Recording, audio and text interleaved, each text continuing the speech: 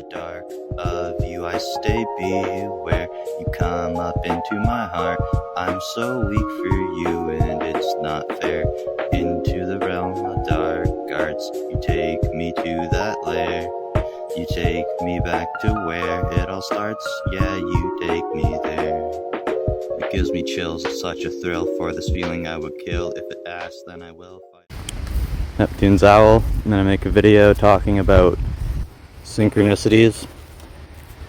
And so basically synchronicities, anything that reveals itself to you in such a way that it's like talking to you, like you can feel it speaking something to you, and you might not be able to explain it, you might be able to, but there's a message there, and it's a very personal message designed just for you. So it could be an animal that shows up out of the blue somewhere, and you're looking at it and you can just tell that it's like a message. Or it could be a repeating number, so it could be 444, 555, 1111, things like that.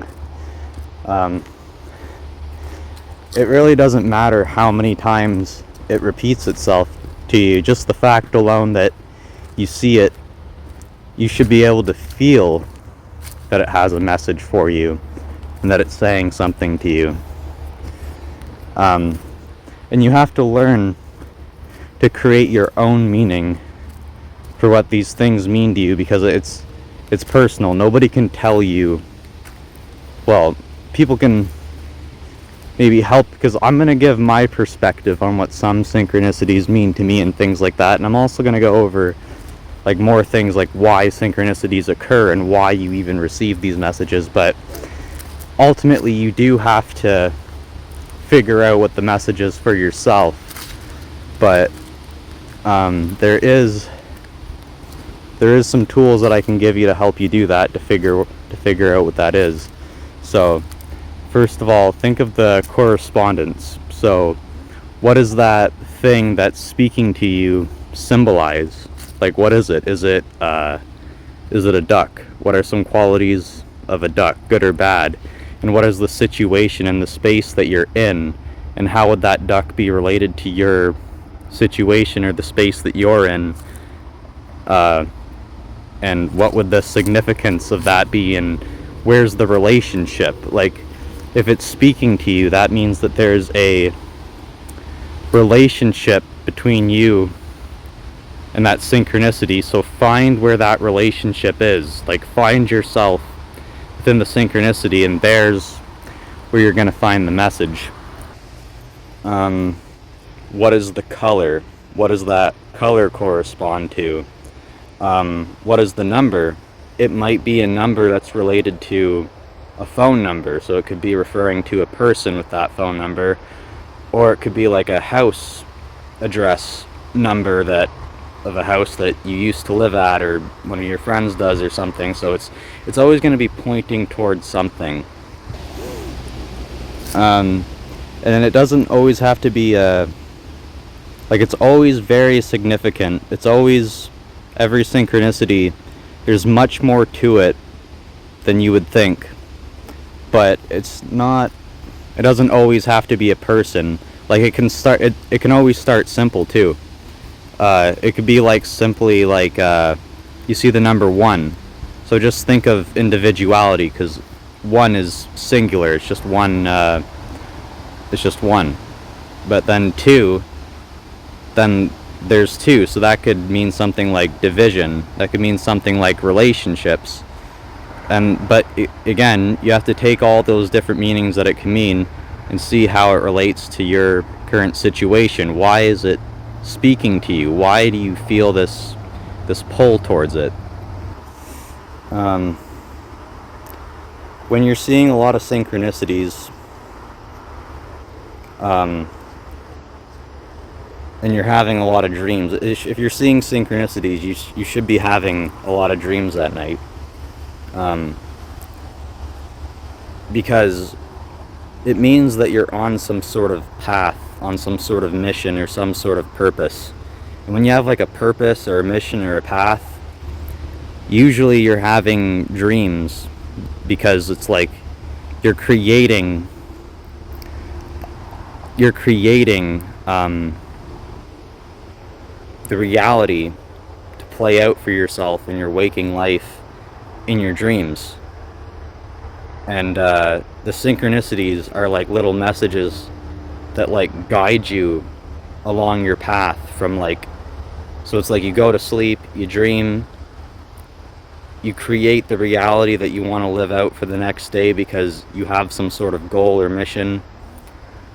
And then the next day, it's like when you see these synchronicities, those are like your messages from who you are in the spirit world, guiding you to like get to whatever space you're trying to get yourself to, or to get yourself to do whatever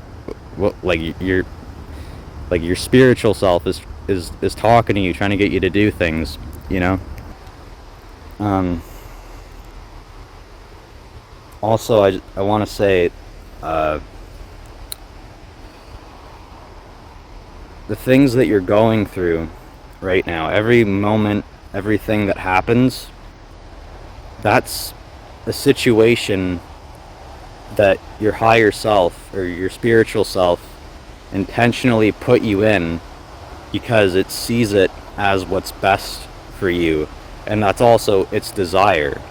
So we all have desires, including our higher self, and we are the lower self of our higher self. And the lower self, our desires, we're gonna have them, but if they're not in alignment with our higher self, we're gonna go through a lot of struggle until we like find a way to get rid of resistances in certain areas of our life and stuff, or overcome certain challenges, and then it can align with our higher self. But like your higher self, if you're not really putting in the effort in your waking life, it's gonna test you, and it's gonna put you in situations where you don't get your desires fulfilled. But ultimately it's to protect you, and it's also ultimately to protect your true desires, so you can experience what you want on a much deeper level than you realize. Because if you're not getting what you want, the truth is, on a much deeper level, you might not want it. You think you want it consciously, but subconsciously, there's a part of you that wants more. And you have to make room. And like your higher self, your subconscious self, is trying to make room for that. So, but as you start to align with the well of your subconscious, like merging your conscious and your subconscious, aligning your desires with your higher self's desires, that's when you're going to start to see the synchronicities. That's when you're going to start having dreams. That's when you're going to start receiving guidance. So everything is actually created in the dream world when you go to sleep. So the situations that you're in is actually due to the future. The future is what is creating the present, because the future that your higher self is trying to manifest or create for you, he has to put you, or he or she has to put you in a certain present moment to make certain things happen to get you there. So everything is actually already predestined and predetermined, as long as you're aligning with your higher self. You're tapping in, you're meditating, you're dreaming when you go to sleep, all of that. If you're not dreaming, if you're not seeing synchronicities, you might want to really be cautious, because you might not be fully aware of yourself in the moment, and you might be lost in some things. So you might really want to like take a time out and just try to become more aware of yourself and your surroundings and figure out what you really want, because you might not be in the space that is best for you. And that's when actually death starts to come, and sicknesses and illnesses and tragedies, when you're not following the synchronicities and you're not having dreams, because it's like you've just completely lost touch with that deep inner self, with your higher self. And it's like, because you're not trying to get back to it, to your dream self, to your higher self, it's like your higher self, like, and you ultimately need something to bring back that connection. So that can go all the way to the extent of death. So that's how people die, is they've just lost touch with it to the point that it's like the only way to get back to it is death. And it's not going to be a happy death either, because you're going to reincarnate and you're going to have to redo again what you originally incarnated to do, because you didn't fulfill it. But it usually won't, like, it almost never goes to the worst case scenario. It never goes to the worst case scenario. It'll usually just be some sort of tragedy. It could be a minor tragedy, big tragedy. But the thing is, it's going to be anything. Just anything to start trying to push you back, to look within and get back in touch with your higher mission, your highest purpose. All of that. Another thing I can add in with that for a tip to help you stay in touch with that inner self and make sure you keep having dreams is one, a good at least hour of just meditation, eyes closed, sitting still, at least. If you're having dreams and whatever, you're fine, but this is just like, these are some tools I'm giving you for if you're somebody who isn't seeing synchronicities or having dreams and you're experiencing tragedies, sicknesses, whatever.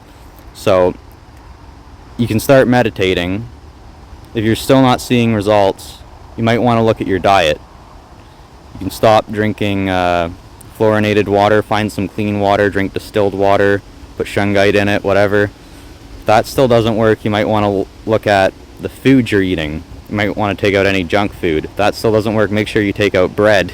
If that still doesn't work, you might want to fast. Don't eat anything for about 3 or 4 days. If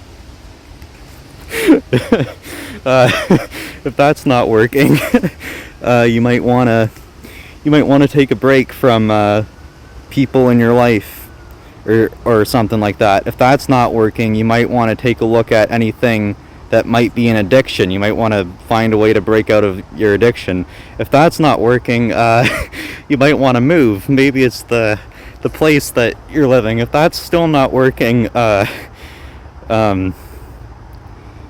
you might need some serious help. You might be a victim of some like serious weird CIA mind control, and they got you in like a box and they like erase your memory every night, and then they like reprogram you the next day, and you just keep forgetting, and you just like, you're basically like just like a program and you're not even aware of it.